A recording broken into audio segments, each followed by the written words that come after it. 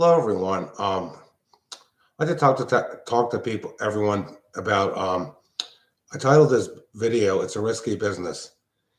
Some of my friends know I have a business on my property, a Christmas tree farm, and when you have people on your property to buy a tree, we don't know who these people are. They come from all walks of life. I mentioned last night on Tim's show that there's a problem with a check. Well, today, because anytime I've ever had a problem with a check, I've been able to contact the customer and get the situation um, resolved. Since I didn't hear back from the customer and there were so many phone numbers, stop barking, Holly, to these people, I decided to contact the state police. Um, I didn't know if I was going to have to go to the state police or see the district magistrate because the person that owed me money lives in a different township and they have a different district justice than I have. So I was shocked today that the state police officer came to my house and did a report, and I got his email. Well, it looks like everything's going to work out okay. When I contacted the bank for the person that wrote the check, the bank told me to contact the police. Holly, please stop it. Holly's over there carrying on over something.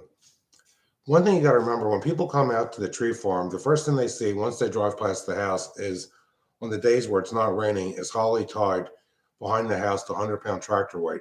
Some people might think, well, that's not good for business.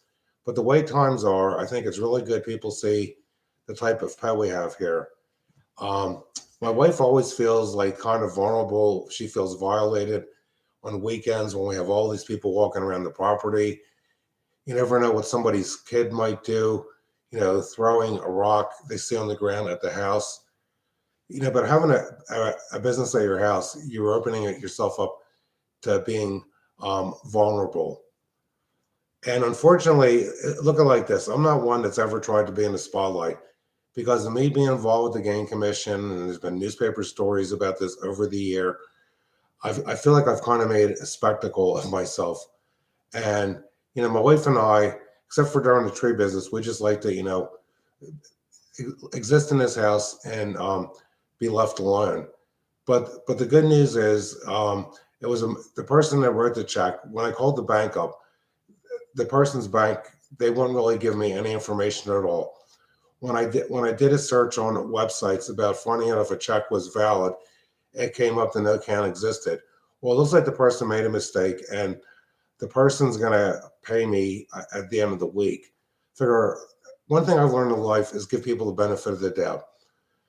The police officer that came here, I was really impressed. They went to the person's house. They told me how to find out more about this person. I didn't realize you can do a free background check, go into certain websites, and find out if somebody has a criminal record or not. I'm not going to divulge any of that information, but I can say, you know, some of the people we deal with, they've had problems in the past, and with my situation, their future hangs in my balance. So the nice guy I am, I'm going to wait until the weekend. If the customer doesn't reimburse me with cash, I'll have to get back to the state trooper and file a private criminal complaint. One thing I found is in Pennsylvania, if somebody writes a bad check, it's a summary offense. But if they write it to a person my age that's over 60, it becomes a third-degree misdemeanor.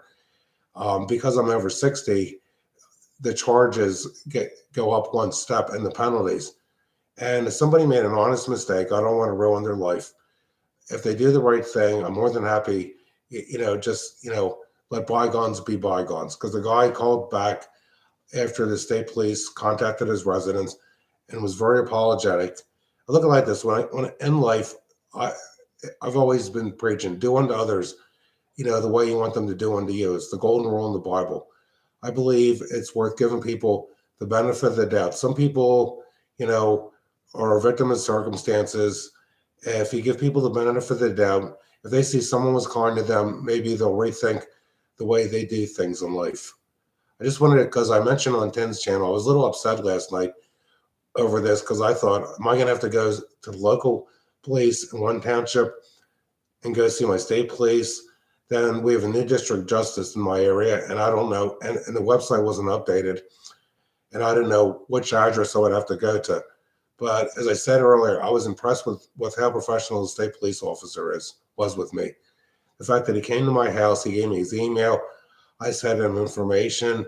Um, he couldn't divulge all the information, but I was able to identify the person over his computer he had in his car, because you figure when you're dealing with hundreds of people and somebody comes out on the weekend to buy a tree, how are you going to remember each person that you saw in the course of 1 month of business? So I just want to let everybody know, what's going on. I appreciate people that watch my videos, because I'm really impressed and surprised by the number of people that enjoy watching me.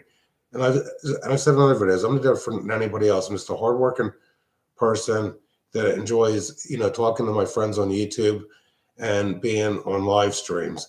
I'm not sure when Craig and I are going to go live again. Maybe I'll email him. I know Craig is really busy. He got a new puppy. He showed us what the puppy looks like last night before 10 show. I know Craig lost a dog this past year. When people lose their pet, they're brokenhearted.